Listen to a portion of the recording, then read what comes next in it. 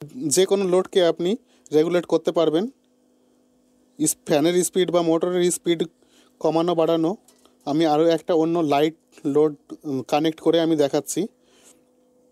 এই যে পোটেনশিওমিটারে আমি নবটা ঘোরাচ্ছি, দেখুন হালকা হালকা গুলো করতে শুরু করছে, এই দেখুন আস্তে আস্তে বাড়ছে, এই দেখুন ফুল বাড়তে শুরু করে দিল। যত স্পিডে কমাবো বাড়াবো তত।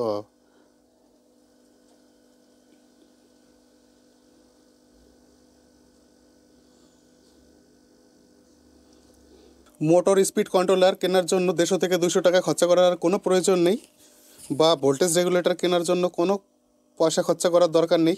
মাত্র 25 টাকার এই আইসিটা দিয়ে আপনি বাড়িতেই বানিয়ে নিতে পারবেন এরকম মোটর স্পিড কন্ট্রোলার। আমি লাইট দিয়েছি যাতে ভালো বোঝা যায়। আপনি মোটর বা লাইট যে কোনো কিছুকে কন্ট্রোল করতে পারবেন। এটা হচ্ছে ভোল্টেজ রেগুলেটর আইসি, LM317 আইসি দিয়ে এই সার্কিটটা বানিয়েছি।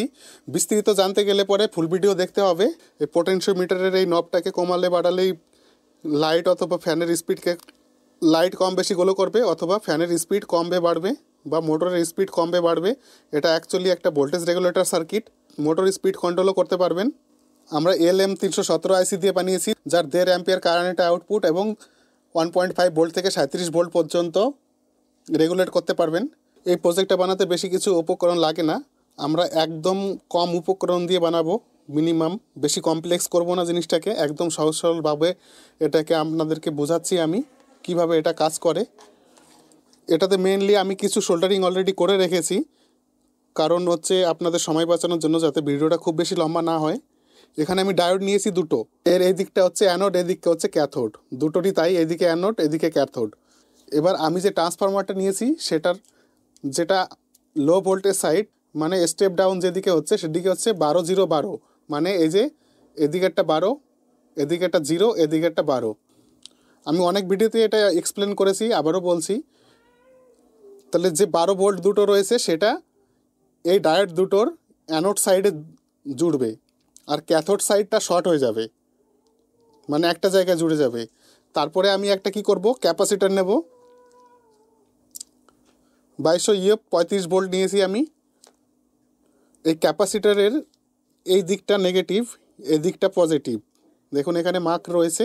আর যদি মার্ক না থাকে তাহলে পজিটিভের লেগটা বড় থাকবে, নেগেটিভের লেগটা ছোট থাকবে। তাহলে পজিটিভ সাইডটা এখানে আমি এই যে দুটো ডায়োডের এই যে জাংশন পয়েন্ট, এখান থেকে আমি পজিটিভ আউটপুট পাবো।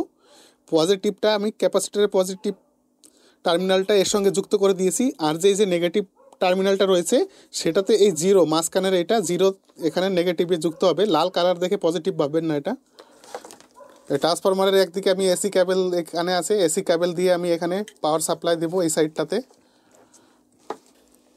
সবার আগে থিওরিটা জানি। এখানে যে LM317 আইসি আছে এর পিন আউটটাকে দেখতে হবে, ভালো করে না বুঝলে সার্কিটটা করতে গেলে ভুল হয়ে যাবে। সবার আগে যে আইসিটা আমরা নিয়েছি এটা হচ্ছে LM317 আইসি, এর পিন আছে 1 নম্বর, 2 নম্বর, 3 নম্বর। প্রথম পিনটা অ্যাডজাস্ট, 2 নম্বরে আউটপুট, 3 নম্বরে ইনপুট। এটা হচ্ছে পিন আউট হয়ে গেল। আর এখানে সার্কিট ডায়াগ্রামটা রয়েছে। LM317 আইসি, এই আইসিটাতে আমরা ম্যাক্সিমাম 40 ভোল্ট ডিসি ইনপুট দিতে পারবো। 3 নাম্বার পিনে ইনপুট দেবো, এর সঙ্গে একটা ক্যাপাসিটার থাকবে 330 NF। ক্যাপাসিটারটা না দিলেও চলবে, কোনো ব্যাপার না। আর 1 নাম্বার পিনে আমরা পোটেনশিওমিটারের একটা সাইড লাগাবো, আর একটা সাইড শর্ট করে এখানে যেভাবে রয়েছে সেভাবে না লাগালেও হবে, একটা পিন ওপেন রেখে দিলে হয়ে যাবে। মাঝখানের পোটেনশিওমিটারের যে টার্মিনালটা আছে সেটা 1 নম্বর পিনে লাগাবো, আর তার পাশের যে থাকবে যে কোনো এক সাইডটা আমরা গ্রাউন্ড করব। আর এই যে 2 নম্বর পিন আর 1 নম্বর পিন, তার এখানে মাঝে একটা 240 অথবা 220 ওহম রেজিস্টার লাগাতে হবে। 240 ওহম রেজিস্টার লাগাতে হবে, নাহলে এটা কাজ করবে না। এই রেজিস্টারটা লাগাতেই হবে। এই ক্যাপাসিটার আর এখানে যে 1 ইউএফ ক্যাপাসিটার রয়েছে এটা না দিলেও চলবে। আর আমরা আউটপুটে পেয়ে যাব 1.5 ভোল্ট থেকে 37 ভোল্ট ভ্যারিয়েবল। এটার সার্কিট ডায়াগ্রাম রয়েছে, আমরা সার্কিট ডায়াগ্রাম দেখে করব। আগে প্রথমে থিওরিটা বুঝে নিলাম, এবার প্র্যাকটিক্যাল করে নেব। আর হচ্ছে এবার আইসির হচ্ছে যেরকম সার্কিট ডায়াগ্রামে দেখেছি, এটা হচ্ছে ইনপুট, মাঝখানেটা আউটপুট, আর এই পাশেরটা হচ্ছে অ্যাডজাস্ট। সার্কিট ডায়াগ্রাম অনুযায়ী একদম হুবহু সেরকম করতে হবে, কম বসে করলে কিন্তু হবে না। কিন্তু সার্কিট ডায়াগ্রামে যে ক্যাপাসিটার রয়েছে সেটা আমরা দেবো না, অ্যাকচুয়ালি সেই ক্যাপাসিটারটা প্রয়োজন আছে কিন্তু এখানে প্রয়োজন নেই, এখানে না হলেও চলবে। তো ক্যাপাসিটার দুটো ছেড়ে দিন। তাছাড়া এই রেজিস্টারটা দিতে হবে, রেজিস্টারটা না দিলে হবে না।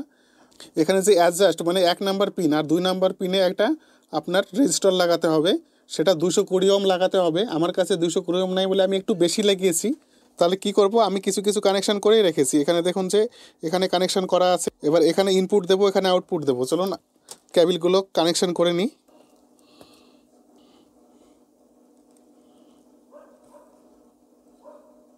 আমাদের একটা পোটেনশিওমিটার লাগবে।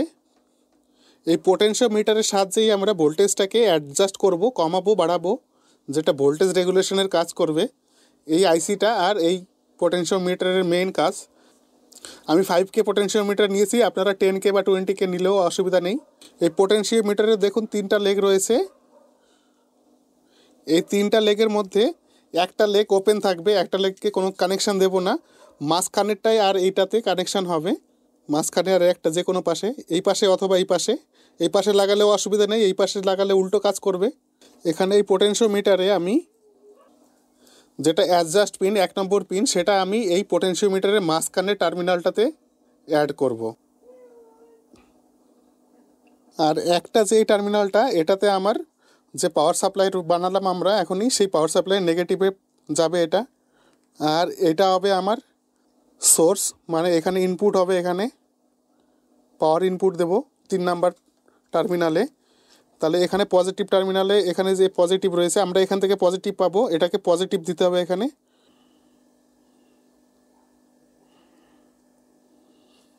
এবার এটাতে আমরা একটা লোড কানেক্ট করব। লোডটা কানেক্ট করার জন্য আমি একটা কুলিং ফ্যান নিয়েছি।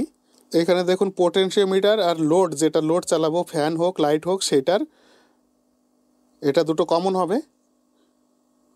কমন হয়ে এইটা নেগেটিভ এই যে এখানে যাবে, এখানে নেগেটিভ আউটপুট পাবো, এখানটাতে কানেক্ট করে দিচ্ছি। আর একটা কানেকশন বাকি আছে আমাদের, যে লোডটা আমরা এই যে এই লোডটা চালাচ্ছি, এই লোডের আউটপুট, যেটা আইসির আউটপুট টার্মিনাল মানে 2 নম্বর পিন, সেখানে কানেক্ট করতে হবে। মাঝখানে আউটপুট টার্মিনাল, এখানে আমরা লোডটাকে কানেক্ট করে দিয়েছি। সার্কিটটা টেস্টিং করব এখন। দেখুন একদম 0 করে দিয়েছি। আস্তে আস্তে আমি পোটেনশিওমিটার ঘোরাচ্ছি, দেখুন আস্তে আস্তে ফ্যান ঘুরছে, বোঝাই যাচ্ছে অনেক স্লো ঘুরছে। আর ফ্যানে যদি অতটা না বোঝা যায়, দেখুন আস্তে আস্তে দিচ্ছি, আস্তে আস্তে বাড়াচ্ছি। দেখুন আস্তে আস্তে বাড়ানোর ফলে একদম ফুল স্পিডে ঘুরছে। এখন আস্তে আস্তে আমি কমাবো পোটেনশিওমিটারটা। দেখুন ফ্যান স্লো হয়ে গেল।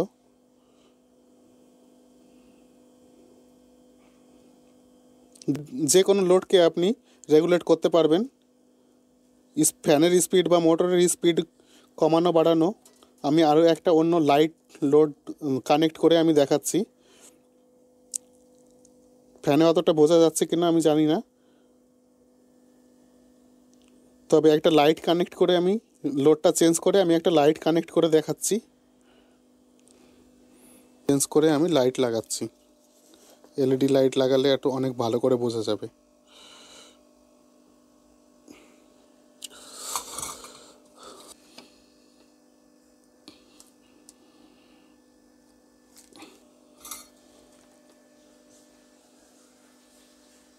এবার আমাদের সার্কিটটা দেখুন কত চমৎকার কাজ করছে। এই যে পোটেনশিওমিটারে বাড়াবো, দেখুন এলইডি লাইট হালকা হালকা ঘোরো করতে শুরু করছে। এই যে পোটেনশিওমিটারে আমি নবটা ঘোরাচ্ছি, দেখুন হালকা হালকা গুলো করতে শুরু করছে। এই দেখুন আস্তে আস্তে বাড়ছে, এই দেখুন ফুল বাড়তে শুরু করে দিল। যত স্পিডে কমাবো বাড়াবো তত।